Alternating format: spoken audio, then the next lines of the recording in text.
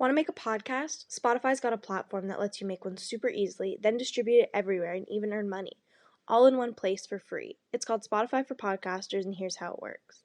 Spotify for Podcasters lets you record and edit podcasts right from your phone or computer, so no matter what your setup is like, you can start creating today.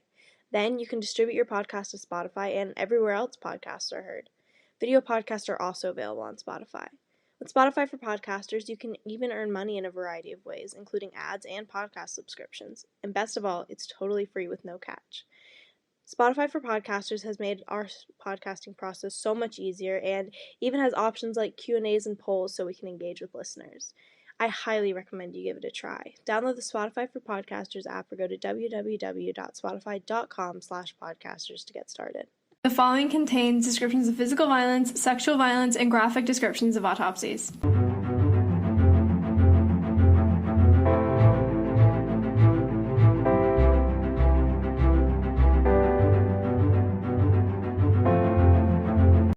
Lizzie Borden took an axe, gave her mother 40 whacks. When she saw what she had done, she gave her father 41. Andrew Borden now is dead. Lizzie hit him on the head. Up in heaven he will sing. On the gallows she will swing.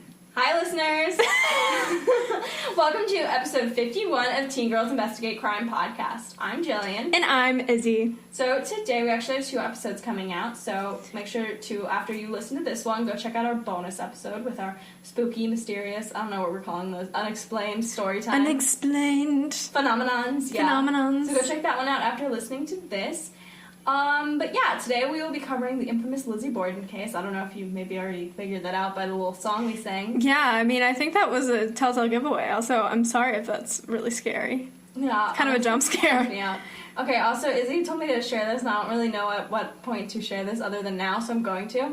So that little nursery rhyme, question mark, was written, like, anonymously, and it's suspected that it was written by Mother Goose. Okay, but, like, everyone knows who Mother Goose is, right? You know Mother Goose tales. Did you guys know that it's, like, anonymous? That's terrifying to me. I I'm really disturbed hate by that. Like, no one knows who Mother Goose is. I actually really hate that. Really bothers me. Actually, I don't know why it bothers me so much, but I didn't know that, and it just really freaks me out a lot. And so, yeah, I felt the need to share that, but, like, we're gonna start with the real case now. Yeah, and this was, like, I think our most research-heavy case we've done in a long time. Yeah, and by that, Izzy means she did all the research. Because, yeah, I got a little bit too involved. If you listen to our Lisa Lamb case, it kind of got like that, so, yeah. I haven't had one of those in a while. I need one. Yeah, this one was my kryptonite. Yeah. I know you've been wanting to do this for a while, but I was like, no, I don't want to do that. I love this case. But here's the funny thing. So I've been on, like, a little supernatural kick, and for those of you who've listened to our podcast before, know that I'm, like, don't believe in the supernatural. I'm starting to kind of change my ways a little bit. Over spring break, I had a lot of free time where I was, like, you know, laying on the beach or in the car or whatever. And I started listening to Supernaturally podcasts, and I've become fascinated. So I was like, Izzy, pick something to do supernaturally. And this was an option. And I was like, oh, okay. It's not supernaturally, but I came across a theory on my own, and I was like, that's supernaturally, so I'm kind of excited. Yeah, and the other options, let me just tell y'all. Mothman, another case I'm fascinated by. I don't know. There are police reports. Stupid. I love it. If you guys watched or have watched BuzzFeed Unsolved, they did a video on it, and that's my comfort YouTube video. Oh my god. What's your comfort YouTube video? I don't have one. I'm really disturbed that yours is BuzzFeed Unsolved's Mothman. Yeah. Yeah. Wow. I don't have a comfort YouTube video. I have comfort shows. Yeah. I've been watching a lot of YouTube recently. So. Interesting. Yeah. Okay, so Lizzie Andrew Borden was born in Fall River, Massachusetts on July 19th in 1860. She was raised by her parents, Andrew Borden and Sarah Borden, and she had one sister named Emma. The family was fairly wealthy. I could not talk. It's been too long since we recorded. It's okay. They were fairly wealthy because of her dad's job. He was a director of several textile mills and banks. I guess that's how you get wealthy in Massachusetts back in the day. In the 1800s? Yeah. Yeah. However, her father was, like, notably very frugal, and they, like, lived in a particularly modest house for being very wealthy, and they actually didn't have any indoor plumbing or gas or lighting, like any of that, and which was like super strange because they were like rich. And at the time, rich people had that shit. Yeah. And like even I think like upper, like middle class had that shit. And he was just like, no, I'm going to save my textile money for myself. Yeah, basically. Anyway, so a little bit about her growing up. She grew up as a religious Christian and was involved in several church organizations and regularly attended Sunday school. Nice. Her mother died when she was only a few years old, and her father remarried 3 years later to Abby Borden. Lizzie disliked her stepmother, but it's not very clear. They, like, basically give all this evidence to say that she disliked her, but, like, they're like, it's not really sure. We're not really quite sure, but it's pretty obvious. She thought, first of all, that Abby was, like, a gold digger. Like, it's like the Wikipedia page is like, oh, Lizzie thought that Abby had married her father for his money. Gold digger. Yeah, she's literally, like, a gold digger, and she's also, I think she's, like, 15 years older than he is. Yeah. Wait, she's older? Yeah, oh, I'm pretty sure. Ew, that's weird. Yeah. No, okay, that's bad. I'm sorry, that is so sexist of me. But, like, that's weird. I'm sorry. What kind of gold digger is older than the dude? When did it ever happen before? Clearly he was just thirsty. Like, he wanted some of that Abby. I'm sorry, y'all. I almost said something so bad. Okay, we're gonna continue now. Also, apparently Lizzie called her Mrs. Borden, not, like... Mother. Or, like, Abby. Like, a lot of people call their step-parents by their first names if they don't like them, even. But, like, she called her Mrs. Borden. Just fucking weird. That is really weird. Anywho's the family had a maid that lived with them named Bridget Sullivan, who reported some details about Lizzie's home life as well. So, first off, the whole family refused to call her Bridget, which was, like, her real name, and they called her Maggie because that was the name of their previous maid. Okay, what the fuck? I didn't even know that. I literally put on all this thing calling her Maggie, and Izzy's like, hey, maybe you shouldn't say that. That, like, wasn't her name. Yeah, well, they don't make it very clear in a bunch of sources. Like, I've, like, ingested a lot of information in this case. But, yeah, like, that wasn't even her name. Like, they literally, I don't know how long she was employed by them, but they called her Maggie this entire time. That sucks. I'm sorry. That is so rude. That's like, Izzy, I'm gonna call you this because my former best friend was called, that was their name. No, literally. And also, so yeah, if it might get a little confusing in here because we have some quotes from Lizzie, and she refers to Bridget as Maggie. So just know that they're the same person. Yeah, we'll try to clarify. Yeah. Okay, so she said that Emma and Lizzie rarely ate meals with their parents. And right leading up to the murder, she also said that the tensions were very high within the family. In May of 1892, Andrew Borden murdered several pigeons, which Lizzie had just built a roost for. I'm sorry. Okay, so killed them. Did they, like, eat them? No, he just killed them. He thought that they were bad news. So he took his gun and shot them in the garage. I'm going to hell for this. No, literally, she, like, loved these pigeons. Like, they were her pets, which, it's a whole nother wacky thing. But her dad was like, no, these pigeons suck. I'm going to kill them. And kill them. Wow. I would be mad at my dad if he did that, too. Yeah, but also, if you had pet pigeons, I think we'd have another set of issues. Yeah, that's like people who have, like, pet, like, rats. No, pet rats at least you can buy at a store. Yeah, pigeons you just, like, it's pet squirrels. That's a better comparison. Yeah, that's a good comparison. Okay. Then, this was already causing some issues, because Lizzie was like, why the fuck did you kill my pet pigeons? In July of 1892, an argument resulted in Emma and Lizzie taking extended quote-unquote vacations to another city in Massachusetts. Like, first of all, it's kind of weird that they were living at home anyway, because they were like 30-year-old women. Yeah. But they took some extended vacations because they were just having too many issues at home. They were also having some issues, not financial issues, like they were, like, losing money or anything, but they were having controversies over who was receiving this money. Nice. So Andrew began giving money and property to Abby's family, which really pissed off his daughters, because they were like, she's a gold digger! She's from a family of gold diggers. And so they got really mad because, they wanted the property and whatever. These girls seem like assholes. I mean, yeah, but, like, I feel like this whole family just sucks. Yeah. Anyway, so they're already having issues or whatever. And then, just days before the murders, the entire family has been extremely sick because, like stomach issue sick. Because either from food poisoning or, like, legitimate poisoning.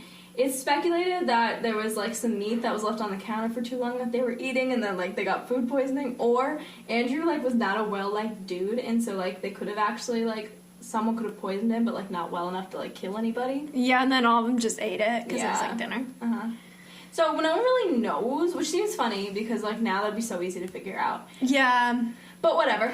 They didn't have, like, toxin testing, I guess, then. No, in this family, they're probably just, like, morons who ate the food off the counter. No, honestly, I think they might have, like, just eaten the meat off the counter that had been there for, like, a week. Yeah, food poisoning, or, like, actual poisoning seems like too much. Food poisoning makes more sense. Yeah, and also I feel like there are more symptoms that go along with, like, actual poisoning, Yeah, right? anyway. They were super sick because, you know, they ate the bad meat. I think it was, like... Yeah. It was probably something weird, like mutton or venison or something. Anyway. Yeah. Yeah.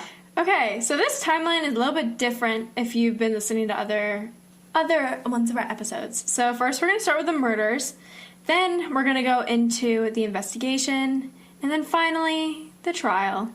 So let's start with the timeline of the murders. So August 4th of 1892, John Morse, who was a family friend, had actually stayed in the guest bedroom the night before on August 3rd. And the morning of August 4th, at about 7:30, breakfast was served, and Andrew and John sat in the living room and conversed for about an hour. What are you, British? Yes, I am. This entire time I was, like, talking like I was from a different time. Anyways, by 8:48 a.m., Morse left the house in order to buy 2 oxen for his niece in Fall River, and he planned to return to the Borden household for lunch at about 12 p.m. At about 9 a.m., Andrew Borden left the house to go on a morning stroll into town to visit some of his establishments, so, like, his stores and, like, the assorted buildings he owned. And also, like, the timestamps for this are so rough. Like, did they have clocks back then? Probably not good ones. Okay. Yeah. And because Emma and Lizzie were grown-ass women living at home, they had usual chores. And one of those regular chores was cleaning the guest bedroom.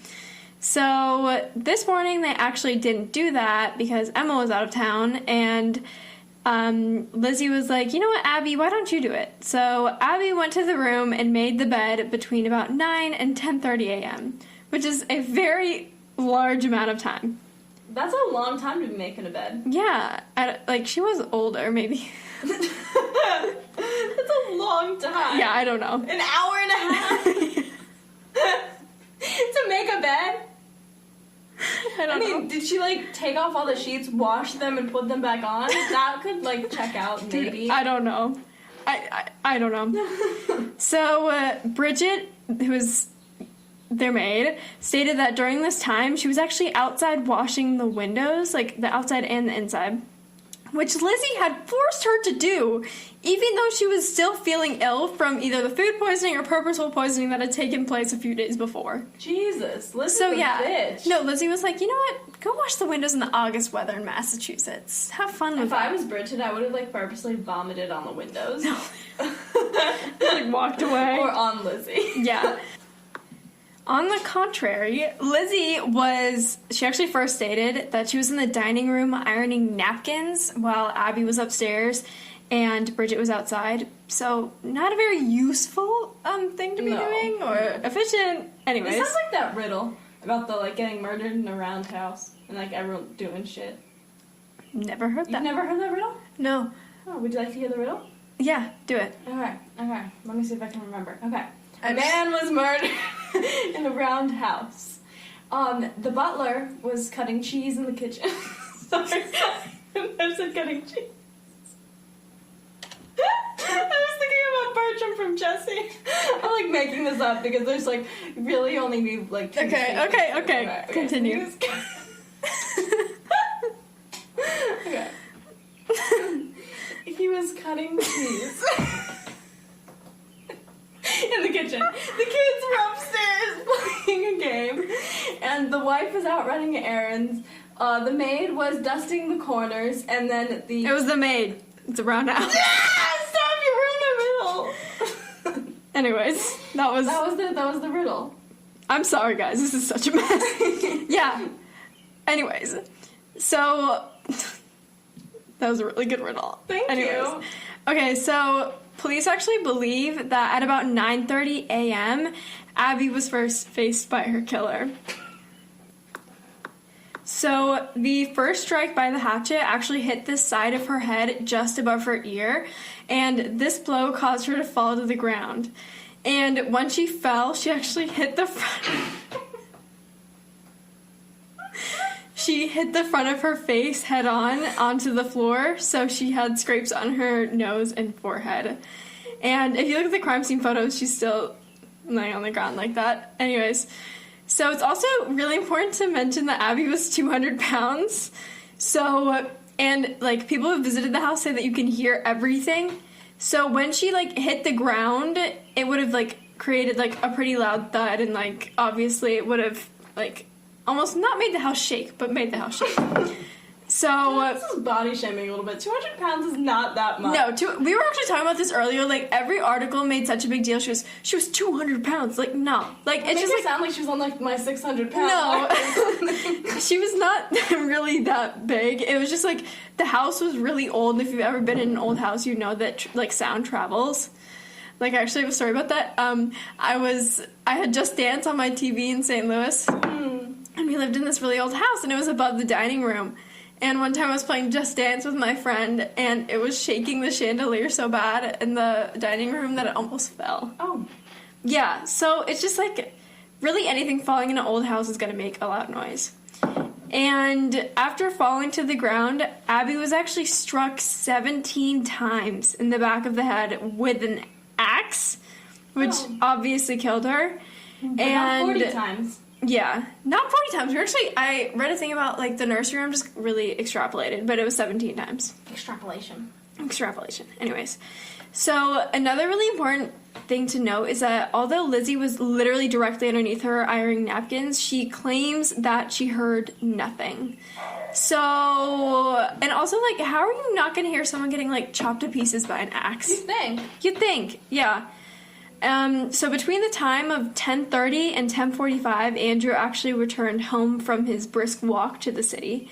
And the door itself to the house had, like, a lot of locks on it. However, they only locked, like, one, like, lock during the day. Okay. So when he went to unlock the door and the key failed to open it, he began knocking on the door.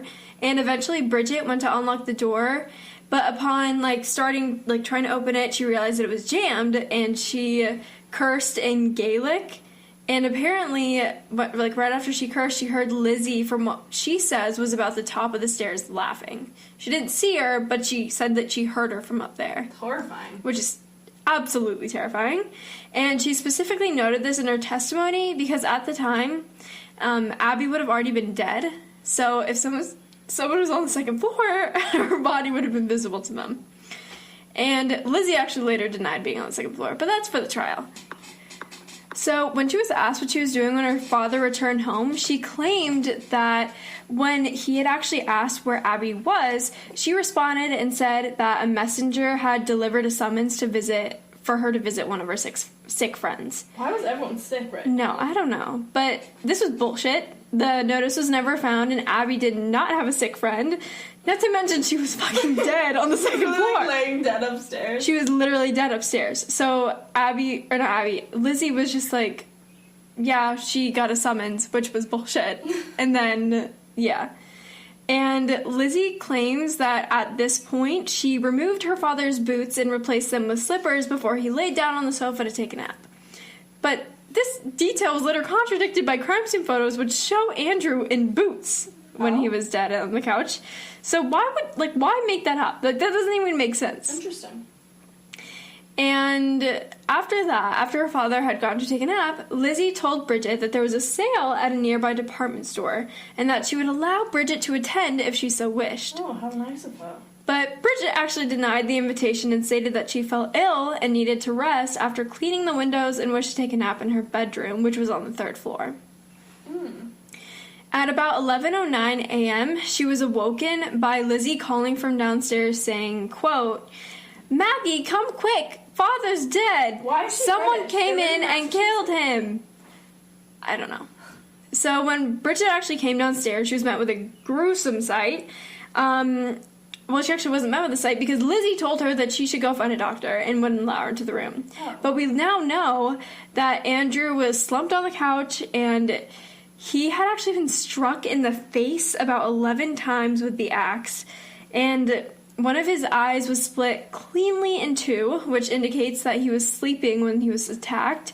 And he was still bleeding, indicating that the attack was extremely recent. Wow. Yeah, and it's also interesting to note that when Lizzie sent Bridget to go get a doctor, the first doctor, who was the only English doctor, was not available, and that was our general practitioner. And the closest doctor who was there was right near their house, but he was an immigrant, and even though he's available, Lizzie would not let him see her father. Wow. Yeah. So Lizzie really sucks in all departments. Yeah, so eventually they got in touch with their general doctor, and when he returned to the house, quite a while later, he pronounced them dead. I could have told you that. Yeah, if you look at the crime scene photos, which they're very gruesome, so I would not recommend it, it's very obvious that they're dead. Anyways, so the investigation. So Lizzie made extremely convoluted and contradictory statements to the police throughout the entirety of their investigation. So first off, one of the main things that they thought was weird in the house was that there was no blood anywhere, except for on the bodies. Oh. And Lizzie also had no blood on her dress, only a bit of splatter on her undergarments. And when they were searching the house, they found a bucket in the basement full of water and bloody clothes and rags. That's so normal. Do you not have one of those in your house, Izzy? So normal. No, I don't have a bloody bucket. And they were like, "Hey, Lizzie, what is this?" And she was, you know how she actually handled it very well. If she is lying about this, right? She said, I'm on my period. I'm menstruating. Those are my period cloths. Oh. I didn't realize when you're on your period you can get blood all over your shirt. And all over all of your clothes. Like, apparently it was just a bucket full of blood. Like, it wasn't like a little bit. Like, it was a lot. Was she just, like, sitting on the bucket during her like, entire profusely cycle? bleeding? I don't know. So, yeah, it just didn't really make sense. But the police never asked her about it again, so. Oh. It was smart on her part if she did commit these murders. So her statements to the police made no sense, and she would go from one claim to the next. 1 minute she was in the house, the next she was in the barn. 1 minute she was there at this time, the next minute she wasn't. And the police also claimed that she had a really odd demeanor, and it was almost too calm and poised to the point where she seemed emotionless. But now we know that, like, everyone grieves differently, and, like, you never know how the situation was handled. Like, how one person conceptualizes something isn't going to be the same as the other person. So she could just have been handling grief, or it was potentially something else. You know, she was also on her period, Izzy. Gotta cut her some slack. No, literally. So, yeah. And even though she was, like, acting super weird and changing her story constantly, the investigation was completely botched. Like, they never checked her for bloodstains. Her room was never searched. The house was searched very minimally. Oh? That was the murder scene, though. Yeah, exactly. And in their, like, inspection of the basement, which is where they looked most thoroughly, they found 2 hatchets and 2 axes and 1 broken hatchet. So the broken hatchet is actually what is suspected to be the murder weapon due to the fact that the break in the handle appeared to be fresh, and the dust and ash on the head, it looked like it was placed on purpose, almost like someone had rubbed it to make it look like fit in with, bless you, to make it fit in with the other ones. Interesting. Yeah, but, you know, they thought this was murder. It was never taken from the house for further investigation. Okay. Yeah, you know, I don't know why. Bless you. Thank you. Sorry. So, Lizzie had actually attempted to purchase hydrocyanic acid in a diluted form from the local drugstore prior to the family's illnesses just days before. And this is the poison that was doctors prescribed. What is that? The acid? Yeah, like, what does it do? It's like it's a poison. Like, it's like a diluted poison. Oh, like to kill someone? Yeah. Oh, maybe she poisoned everybody. No, actually. So that's what they think. And, yeah, so that's pretty interesting. And it was a big part of the investigation. And apparently the night of August 4th, an officer had actually stated that he had seen Lizzie and Alice who Who the fuck is Alice? Okay, sorry everyone, I skipped a bullet point. So basically, Lizzie and Emma's friend Alice Russell decided to stay with them the night following the murders while Morse spent the night in the attic guest room. Morse was the guest that was there the day of the murders. Remember, he went to go buy the ox for his daughter? His niece. Like one does. Yeah, like one does. So she was there too. And that was the Alice who the officer saw go into the basement. And apparently, they were carrying a kerosene lamp in a bucket. Oh. And they then left the basement, and then, not too long later, Lizzie returned by herself. Oh my god. It's unclear what they were doing, but yeah. Summoning demons? Yeah, exactly. So August 6th, the police did a more thorough inspection of the house, and they informed Lizzie that she was a suspect in the murders. And by August 7th, Alice actually came into the kitchen and saw that Lizzie was tearing a dress and that she had planned to burn it on the stove. Oh. You know what? She claimed that the dress had some paint on it. Yeah, she rubbed up against some wet paint. Red paint? Yeah. Blood. It's blood. It's definitely blood. And they actually never determined if this was the dress that she was wearing during the murders because it was burned by the investigation. But, yeah. Okay. So, the trial. So, Lizzie Borden's trial took place in New Bedford, Massachusetts, and it started on June 5th, 1893. The crowds that flocked to the courthouse for her trial were insane, and people waited in line for hours just to get a snippet of the trial and what was happening inside. This was like OJ, but for like the 1800s. Actually. And they didn't have TV or anything, so there was just Yeah. It was like a scribe in the corner writing everything. Yeah.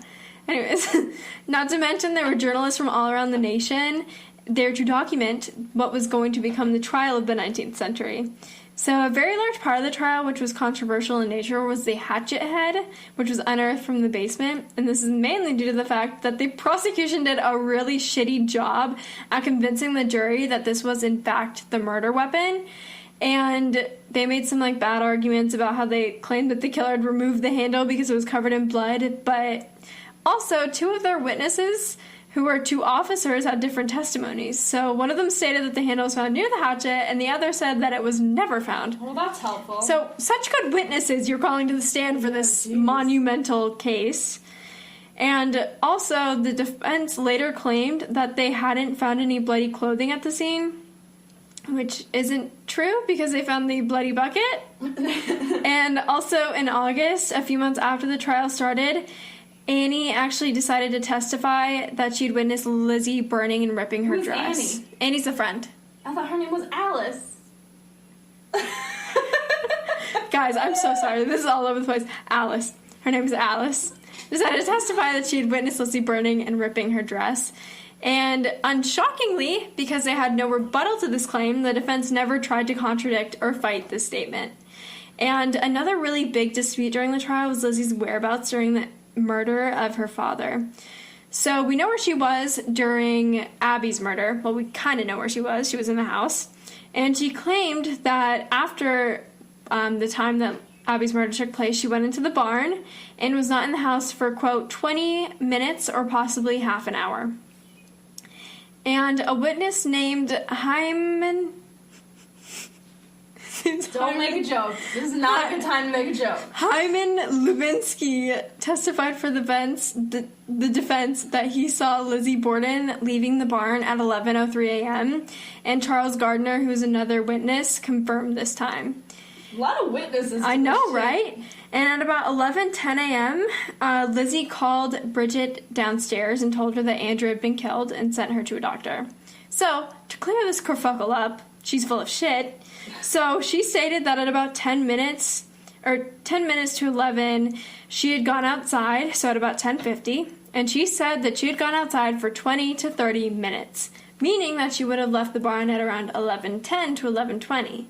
So it wouldn't have made any sense for her to have been seen leaving at 11:03 and then been back in the house by 11:10. Interesting. Yeah. And also the evidence of her, literally buying poison was excluded because the judge believed that it was unnecessary and would confuse the jurors. Actually, I feel like that is valid. It is valid.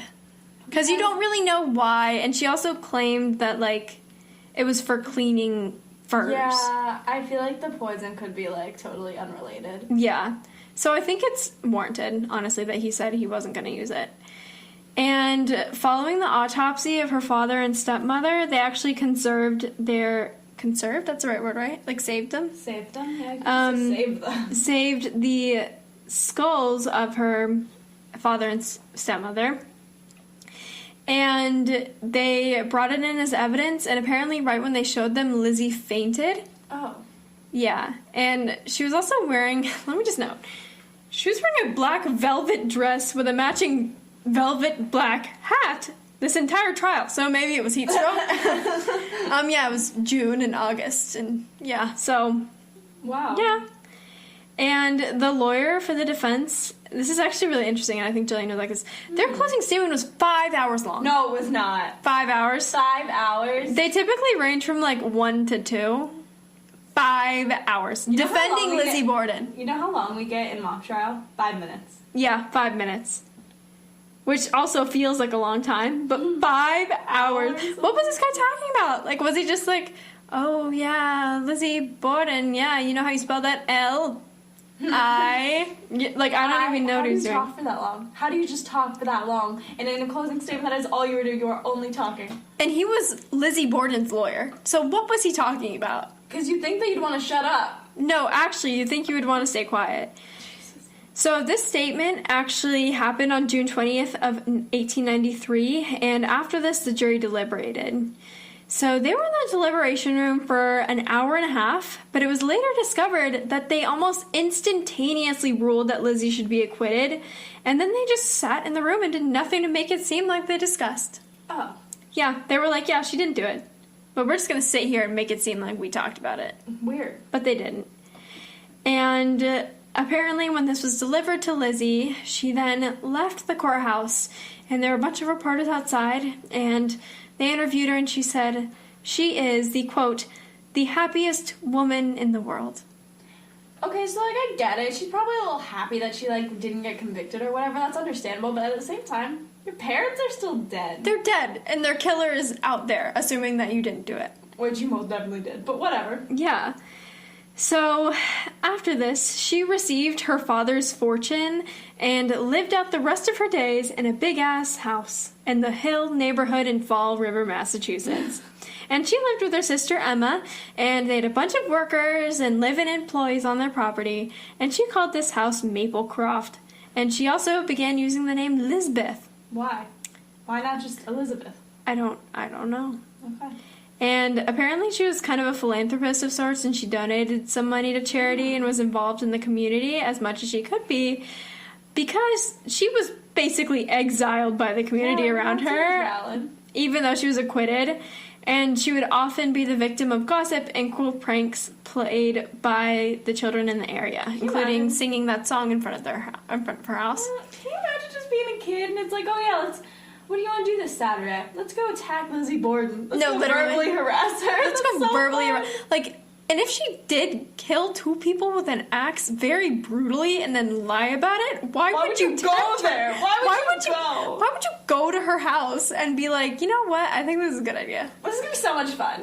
No, don't. Oh, no. Jesus. And also, if this poor woman is innocent and we just think that she did it, then...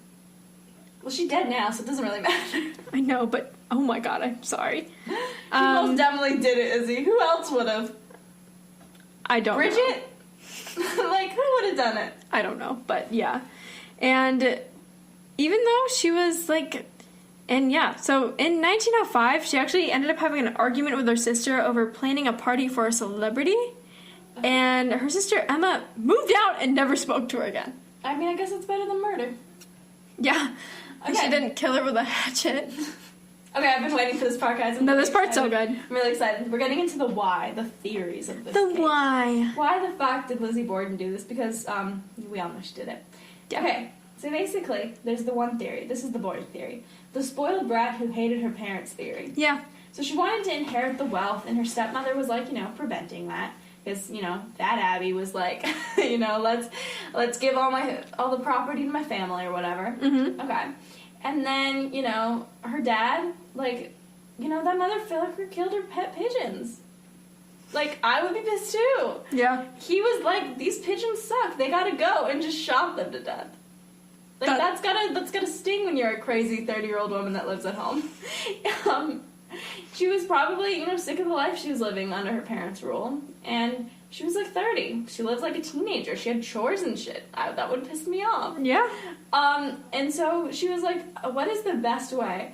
I could, move out and, like, get a married job or something. I don't know. Well, she wouldn't have gotten a job. It was the 1800s. She probably would have gotten married. Yeah. But she could move out, No. She killed him. And I also, okay, this is a batshit crazy theory, okay? I saw this, and it was written, like, came up with by a crime writer. Oh. Like a fiction. Mm-hmm. Fiction? That's a fake one? Fiction is fake. Okay. Yeah. He basically said that he thought that Lizzie and Bridget were sleeping with each other. Oh. And that they got found out. Mm. But I do not believe that. No. Of course you found that theory. I did find it. Yeah. Yeah. My final theory that I've been waiting This one's so good! Okay, sorry. all day to share this. Okay. This is the haunted house theory. Okay. So Lizzie had an Uncle Lodwig. I don't know. He sounds like a character in Clue. Anyway, her Uncle Lodwig. This is like Hyman. lived in the house next door to Lizzie Borden. Like the murder house. Mm-hmm. But in like 1848. So Lizzie wasn't even born yet. Her family didn't live there yet. Whatever. So just somehow, coincidentally, her uncle lived in this house next door. Mm-hmm. Anyway, so he was married several times. Like I think 4 in total or something. But anyway, on his second wife, Eliza Darling Borden, she like brutally murdered her 2 children while living in that house. What's up with his family? Like brutally murdered them. And it's actually rumored that these ghosts haunt the Borden house. Okay. So a lot of people will go stay in the Lizzie Borden house now because it's like a tourist attraction. Yeah. And the people that stay there say that they can hear childish laughter on the 2nd and 3rd floor. Yeah.